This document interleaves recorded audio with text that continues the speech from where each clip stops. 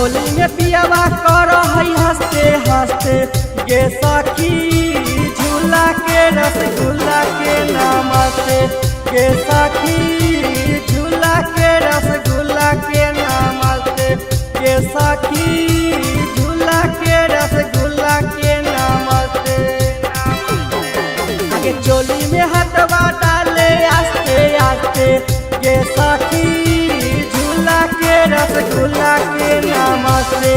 गे सखी झूला के रसगुल्ला के नाम से गे सखी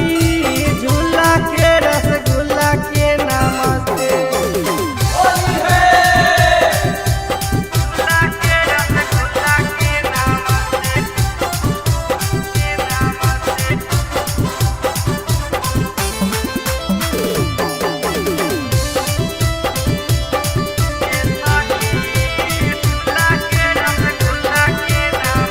होली में चोली किन के दे है सस्ते गे सखी झूला के रसगुल्ला के नाम से गे सखी झूला के रसगुल्ला के नाम से गे सखी झूला के रसगुल्ला के नाम से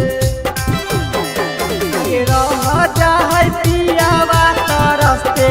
गे सखी झूला के रसगुल्ला के नाम से गे सखी झूला के रसगुल्ला के नाम से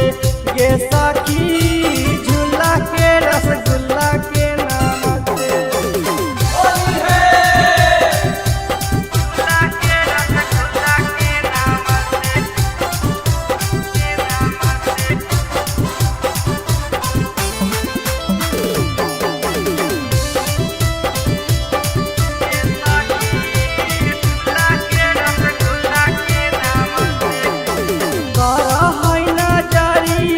गे सखी